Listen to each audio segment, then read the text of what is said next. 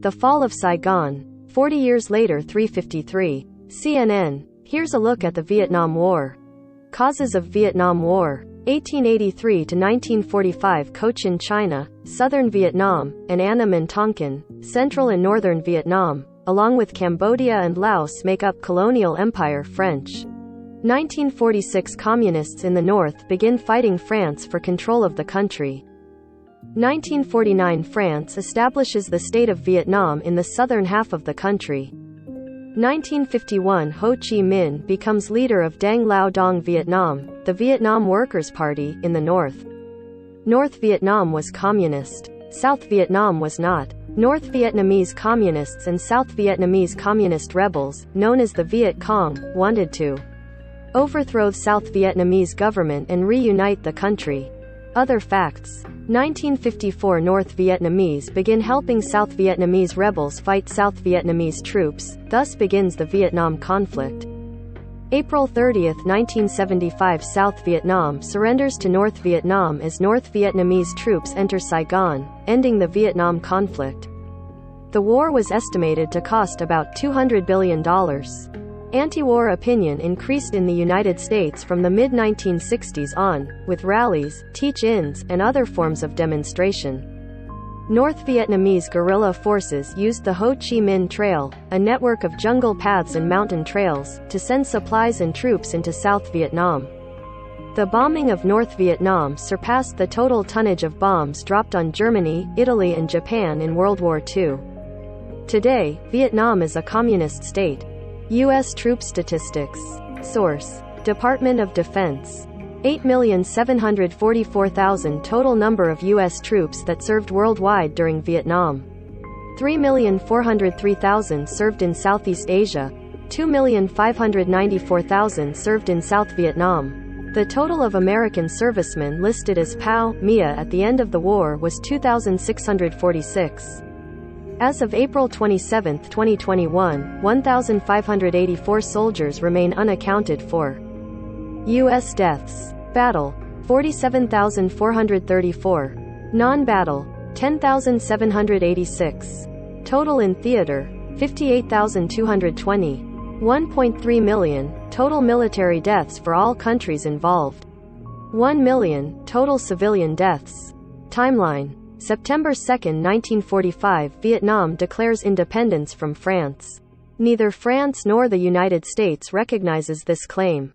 U.S. President Harry S. Truman aids France with military equipment to fight the rebels known as Viet Minh.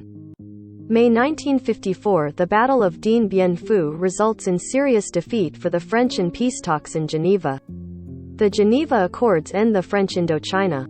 July 21, 1954, Vietnam signs the Geneva Accords and divides into two countries at the 17th parallel, the communist-led North and U.S.-supported South. 1957 to 1963, North Vietnam and the Viet Cong fight South Vietnamese troops. Hoping to stop the spread of communism in Southeast Asia, the United States sends more aid and military advisors to help the South Vietnamese government. The number of U.S. military advisors in Vietnam grows from 900 in 1960 to 11,000 in 1964 to 1969. By 1964, the Viet Cong, the communist guerrilla force, has 35,000 troops in South Vietnam. The United States sends more and more troops to fight the Viet Cong and North Vietnamese, with the number of U.S. troops in Vietnam peaking at 543,000 in April 1969. Anti-war sentiment in the United States grows stronger as the troop numbers increase. August 2, 1964, Gulf of Tonkin, the North Vietnamese fire on a U.S. destroyer anchored in the Gulf of Tonkin. After U.S. President Lyndon Johnson falsely claims that there had been a second attack on the destroyer, Congress passes the Gulf of Tonkin Resolution, which authorizes full-scale U.S. intervention in the Vietnam War. Johnson orders the bombing of North Vietnam in retaliation for the Tonkin attack.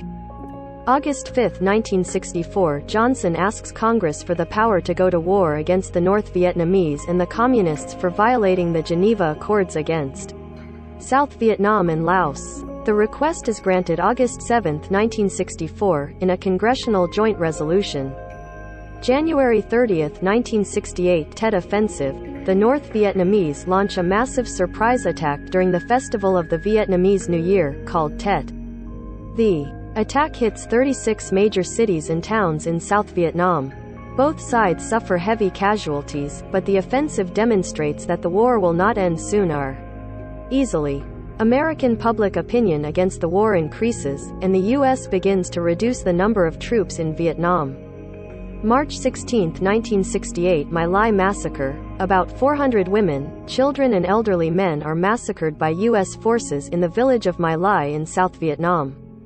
Lieutenant William L. Calley Jr. is later court-martialed for leading the raid and sentenced to life in prison for his role but is released in 1974 when a federal court overturns the conviction. Calley is the only soldier ever convicted in connection with the event.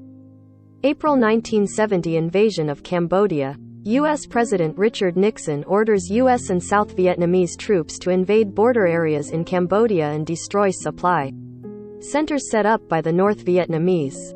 The invasion sparks more anti-war protests, and on June 3, 1970, Nixon announces the completion of troop withdrawal.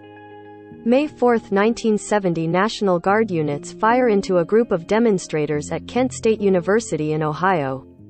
The shots kill 4 students and wound 9 others.